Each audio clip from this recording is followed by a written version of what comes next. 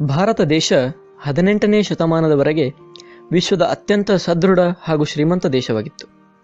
ತನ್ನ ಅದ್ಭುತ ಗುಣಮಟ್ಟದ ಹಲವಾರು ಉತ್ಪನ್ನಗಳನ್ನು ವಿಶ್ವದ ಅನೇಕ ದೇಶಗಳಿಗೆ ಕಳಿಸುತ್ತಾ ತನ್ನ ಶ್ರೀಮಂತಿಕೆಯನ್ನು ಹೆಚ್ಚಿಸಿಕೊಳ್ಳುತ್ತಿತ್ತು.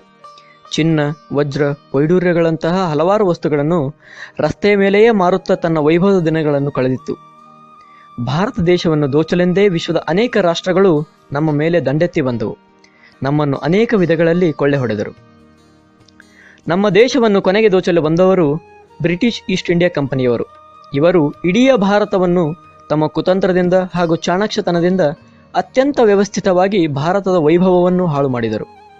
ಇವರು ದೇಶವನ್ನು ಆರ್ಥಿಕ, ಸಾಮಾಜಿಕ, ಸಾಂಸ್ಕೃತಿಕ ಹಾಗೂ ರಾಜಕೀಯವಾಗಿ ಗುಲಾಮರನ್ನಾಗಿ ಮಾಡಿದರು. ದೇಶದ ತುಂಬೆಲ್ಲ ಬ್ರಿಟಿಷರು ಅವರ ಅತ್ಯಂತ ಕೆಳಮಟ್ಟದ ವಸ್ತುಗಳೇ ಮಾರಾಟವಾಗುವಂತೆ ವ್ಯವಸ್ಥೆ ರೂಪಿಸಿದರು. ಭಾರತೀಯ ವಸ್ತುಗಳಿಗೆ ಅತಿಯಾದ ತೆರಿಗೆ ವಿಧಿಸುವುದರ ಮುಖಾಂತರ, ಅತ್ಯಂತ ಅದ್ಭುತ ಕೆಲಸಗಾರರ ಕೈಗಳನ್ನು ಕತ್ತರಿಸುವುದರ ಮುಖಾಂತರ ಹಾಗೂ ಇನ್ನೂ ಅನೇಕ ವಿಧಗಳ ಮುಖಾಂತರ ಭಾರತದ ಮಾರುಕಟ್ಟೆಗೆ ಪೆಟ್ಟು ಕೊಟ್ಟರು. ಈ ವಿದೇಶಿ ಆಕ್ರಮಣಕಾರರ ಧೋರಣೆಗೆ ಭಾರತದ ಲಕ್ಷಾಂತರ ಹೋರಾಟಗಾರರು ಅನೇಕ ಚಳುವಳಿಗಳ ಮುಖಾಂತರ ಸ್ವಾತಂತ್ರ್ಯಕ್ಕಾಗಿ ಹಗಲಿರುಳು ಹಪೆಪಿಸಿದರು. ಇಂದು ನಾವು ಪಡೆದ ಸ್ವಾತಂತ್ರ್ಯಕ್ಕಾಗಿ 6.5 ಲಕ್ಷಕ್ಕೂ ಅಧಿಕ ಹೋರಾಟಗಾರರು ತಮ್ಮ ಬಲಿದಾನವನ್ನು ಕೊಟ್ಟಿದ್ದಾರೆ. ಅವರೆಲ್ಲರ ಪ್ರಯತ್ನದ ಫಲ ಇಂದು ನಾವು ಅನುಭವಿಸುತ್ತಿದ್ದೇವೆ. ಆದರೆ ಭಾರತ ಇಂದಿಗೂ ಕೂಡ ಸಂಪೂರ್ಣ ಸ್ವಾತಂತ್ರ್ಯ ಪಡೆದಿಲ್ಲ. ಆರ್ಥಿಕವಾಗಿ ಹಾಗೂ ಸಾಂಸ್ಕೃತಿಕವಾಗಿ ಭಾರತ ಇನ್ನೂ ಗುಲಾಮಿ ಮಾನಸಿಕತೆಯಲ್ಲಿಯೇ ಇದೆ. ಮೊದಲು ಬೆರಳೆಣಿಕೆಯ ವಿದೇಶಿಗರಿದ್ದರೆ ಇಂದು 6,500ಕ್ಕೂ ಹೆಚ್ಚಿನ ವಿದೇಶಿ ಕಂಪನಿಗಳು ಭಾರತವನ್ನು ದೋಚುತ್ತಿವೆ. ಇಂದು ನಾವು ಉಪಯೋಗಿಸುವ ಅನೇಕ ವಸ್ತುಗಳು ವಿದೇಶಿ ಕಂಪನಿಯದ್ದೇ ಆಗಿವೆ.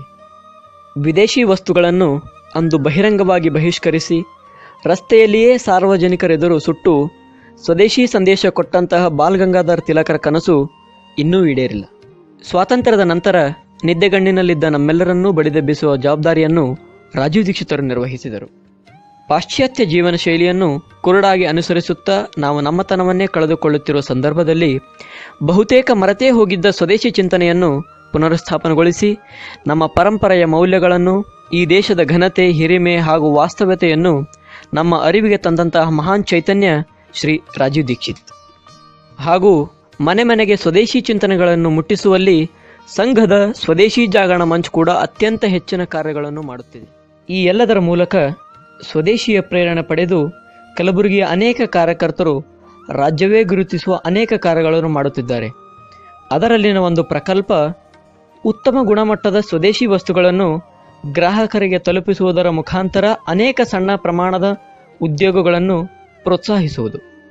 ಕಲಬುರಗಿಯಲ್ಲಿಯೇ ಪ್ರಪ್ರಥಮ ಬಾರಿಗೆ 2015ರಲ್ಲಿ ಶುರುವಾದ ಸ್ವದೇಶಿ ಮಳಿಗೆ ಸ್ವಾಭಿಮಾನ್ ಸ್ವದೇಶಿ ಕೇಂದ್ರ. ಇದು ನಗರದ ಹೃದಯ ಭಾಗವಾದ ನೂತನ ವಿದ್ಯಾಲಯ ಮೈದಾನದ ಹತ್ತಿರ ಇದೆ. ಈ ಸ್ವದೇಶಿ ಕೇಂದ್ರವನ್ನು 5 ಯುವಕರು ಸೇರಿ ನಡೆಸುತ್ತಿದ್ದಾರೆ. ಸ್ವದೇಶಿ ಕೆಲಸಗಳ ಮೂಲಕ ಪ್ರತಿಯೊಬ್ಬರೂ ಸ್ವಾವಲಂಬಿಯಾಗುವುದು ಸಾಧ್ಯ ಎಂದು ನಿರೂಪಿಸಿದ್ದಾರೆ. ಈ ಸ್ವದೇಶಿ ಕೇಂದ್ರದಲ್ಲಿ ಹಲವಾರು ಬಗೆಯ ಸ್ವದೇಶಿ ವಸ್ತುಗಳನ್ನು ಪಡೆಯಬಹುದು. ನಿತ್ಯ ಬಳಕೆಯ ಎಲ್ಲ ವಸ್ತುಗಳು, ಪ್ಲಾಸ್ಟಿಕ್ ಮುಕ್ತ ಆಟಿಕೆಗಳು, ವಿವಿಧ ಗೋಶಾಲೆಯ ಉತ್ಪನ್ನಗಳು, ಹಲವಾರು ಕರಕುಶಲ ವಸ್ತುಗಳು, ರಾಷ್ಟ್ರೀಯ ಸಾಹಿತ್ಯ, ಕೈಮಗ್ಗದ ವಿಶೇಷ ಖಾದಿ ಬಟ್ಟೆಗಳು ಹಾಗೂ ಇನ್ನೂ ಅನೇಕ ಬಗೆಯ ಸ್ವದೇಶಿ ವಸ್ತುಗಳನ್ನು ನಾವಿಲ್ಲಿ ಪಡೆಯಬಹುದು. 4 ತಿಂಗಳ ಹಿಂದೆ ಇವರು ಶುರು ಮಾಡಿದ್ದ ವಿಶೇಷ ಖಾದಿ ಬಟ್ಟೆಗಳ ಮಳಿಗೆ ಇಂದು ಅತ್ಯಂತ ಯಶಸ್ವಿಯಾಗಿ ನಡೆಯುತ್ತಿದೆ. ಇಂದು ನಾವು ಉಪಯೋಗಿಸುವ ಬಹುತೇಕ ಎಲ್ಲ ಅಡುಗೆ ಪಾತ್ರೆಗಳು ಅನಾರೋಗ್ಯಕ್ಕೆ ಕಾರಣವಾಗಿರುವ ಇಂತಹ ಸಂದರ್ಭದಲ್ಲಿ ಆರೋಗ್ಯ ಪೂರಕವಾಗಿರುವ ಹಾಗೂ ಸರ್ವಶ್ರೇಷ್ಠವಾದ ಗುಣಮಟ್ಟದ ಅಡುಗೆಗೆ ಪೂರಕವಾಗಿರುವ ಮಣ್ಣಿನ ಪಾತ್ರೆಗಳ ಒಂದು ಸುಂದರ ಮಳಿಗೆ 2 ವರ್ಷಗಳ ಹಿಂದೆ ಸಂಗಮೇಶ್ ಅವರು ಶುರು ಮಾಡಿದ ಗ್ರಾಮ್ ಸ್ವರಾಜ್ ಮಣ್ಣಿನ ಪಾತ್ರೆಗಳ ಅಂಗಡಿ. ಶ್ರೀ ಶರಣಬಸವೇಶ್ವರ ದೇವಸ್ಥಾನದ ಹಿಂದೆ ವೆಂಕೋವ ಮಾರ್ಕೆಟ್ನಲ್ಲಿರುವ ಈ ಮಳಿಗೆ ಕುಂಬಾರರಿಗೆ ಆರ್ಥಿಕ ಪ್ರೋತ್ಸಾಹದ ಜೊತೆಗೆ ಸ್ವಯಂ ಉದ್ಯೋಗವನ್ನು ಕೂಡ ಸಾಧಿಸಿದೆ. ಕಲಬುರಗಿಯ ತುಂಬೆಲ್ಲ ಹಲವು ಅಂಗಡಿಗಳಿಗೆ ತಮ್ಮ ಉತ್ಪನ್ನಗಳನ್ನು ಕೂಡ ಇವರು ವಿತರಣೆ ಮಾಡುತ್ತಿದ್ದಾರೆ. ಕಳೆದ ವರ್ಷ ಪರಿಸರ ಸ್ನೇಹಿ ಮಣ್ಣಿನ ಗಣಪತಿಯ ಮಾರಾಟದ ಮೂಲಕ ಧರಣಿ ಪಂಚಗವ್ಯ ಸ್ವದೇಶಿ ಕೇಂದ್ರ ಪ್ರಾರಂಭವಾಯಿತು. ಹೆಸರೇ ಸೂಚಿಸುವಂತೆ ಪಂಚಗವ್ಯ ಉತ್ಪನ್ನಗಳ ಬಗ್ಗೆ ಜನರಿಗೆ ತಿಳಿಸುವುದು ಮತ್ತು ಅವುಗಳ ಮಾರಾಟಕ್ಕೆ ಒಂದು ವೇದಿಕೆ ಒದಗಿಸುವುದು ಧರಣಿಯ ಮೂಲ ಉದ್ದೇಶ. ಮಾತ್ರವಲ್ಲದೆ ಸ್ವಾಸ್ಥ್ಯ ಜೀವನ ನಡೆಸಲು ಬೇಕಾಗುವ ಅನೇಕ ಸಾವಯವ ಉತ್ಪನ್ನಗಳು ಹಾಗೂ ಸ್ವದೇಶಿ ಉತ್ಪನ್ನಗಳು ಕೂಡ ಇಲ್ಲಿ ಲಭ್ಯವಿರುತ್ತವೆ. ಅಷ್ಟೇ ಅಲ್ಲದೆ ವಿಶೇಷವಾಗಿ ಪಂಚಗವ್ಯ ಉತ್ಪನ್ನಗಳಾದ ಗೋಮೂತ್ರ ಅರ್ಕ, ಪಂಚಗವ್ಯ ಘೃತ ತಮ್ಮಲ್ಲಿಯೇ ತಯಾರಿಸುತ್ತಿದ್ದು ಪಂಚಗವ್ಯ ವಸ್ತುಗಳ ಉತ್ಪಾದನೆಯಲ್ಲೂ ಕೂಡ ಪುಟ್ಟ ಹೆಜ್ಜೆಯನ್ನು ಧರಣಿ ಇಡುತ್ತಿದೆ. 4 ಜನ ಉತ್ಸಾಹಿ ತರುಣರು ಈ ಸ್ವದೇಶಿ ಕೇಂದ್ರವನ್ನು ನಡೆಸುತ್ತಿದ್ದಾರೆ. ಧರಣಿ ಪಂಚಗವ್ಯ ಸ್ವದೇಶಿ ಕೇಂದ್ರವು ಜೇವರ್ಗಿ ಕಾಲನಿಯ ಬಂಜಾರ ರಸ್ತೆಯಲ್ಲಿದೆ. ರಾಷ್ಟ್ರದ ಕುರಿತು ಚಿಂತಿಸುವವರಿಗೆ ವಯಸ್ಸು ಒಂದು ವಿಷಯವೇ ಅಲ್ಲ. ತಮ್ಮ 65ನೇ ವಯಸ್ಸಿನಲ್ಲಿಯೂ ಸಮಾಜದ ಸ್ವಾಸ್ಥ್ಯ ಹಾಗೂ ನೆಮ್ಮದಿಗಾಗಿ ಉನ್ನತ ಗುಣಮಟ್ಟದ ಹಲವಾರು ಉತ್ಪನ್ನಗಳನ್ನು ಒಂದು ಕಡೆ ಕೇಂದ್ರೀಕರಿಸಿ ಎಲ್ಲರಿಗೂ ಆದರ್ಶಪ್ರಾಯದಂತಿರುವ ಶ್ರೀಮತಿ ನಿರ್ಜಾ ಕಿಣಿಕರ್ ಅವರು ಕಳೆದ ವರ್ಷ ಶುರು ಮಾಡಿದ ಮಳಿಗೆಯೇ ಕಲ್ಪವೃಕ್ಷ ಸ್ವದೇಶಿ ಮಳಿಗೆ. ಮಳಿಗೆ ನಗರದ ಕಮಿತ್ಕರ್ ವ್ಯಾಪಾರಿ ಕೇಂದ್ರದಲ್ಲಿ ಚಿತ್ತಾರಿ ಕಟ್ಟಿಗೆ ಮಿಲ್ ಹತ್ತಿರ ಇರುತ್ತದೆ.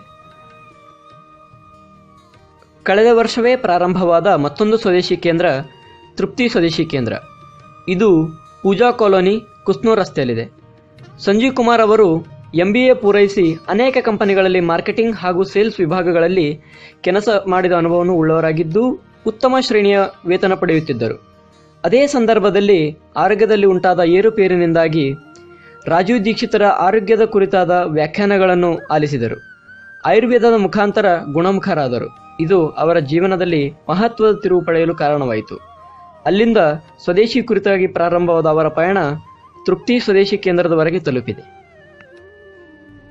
ಕೊನೆಗೆ ನಮ್ಮ ಸಂದೇಶ ಇಷ್ಟೇ: ಕೋಟ್ಯಾಂತರ ಉದ್ಯೋಗಗಳ, ಕೈಗಾರಿಕೆಗಳ ಹಾಗೂ ನಮ್ಮ ಆರೋಗ್ಯಕ್ಕೆ ಮಾರಕವಾಗಿರುವ ವಿದೇಶಿ ವಸ್ತುಗಳನ್ನು ಬಹಿಷ್ಕರಿಸೋಣ. ಸ್ವದೇಶಿ ವಸ್ತುಗಳನ್ನೇ ಖರೀದಿಸೋಣ. ನಮ್ಮ ಸುತ್ತಮುತ್ತಲೇ ತಯಾರಾಗುವ ವಸ್ತುಗಳನ್ನು ಆದಷ್ಟೂ ಖರೀದಿಸೋಣ. ದೇಶದ ಸರ್ವತೋಮುಖ ಬೆಳವಣಿಗೆಗೆ ಸಹಕಾರಿಯಾಗೋಣ. ಒಂದು ಸದೃಢವಾದ ದೇಶಕ್ಕಾಗಿ ಸಂಕಲ್ಪ ಮಾಡೋಣ. ಸ್ವದೇಶಿ ಬಳಸಿ, ದೇಶ ಉಳಿಸಿ.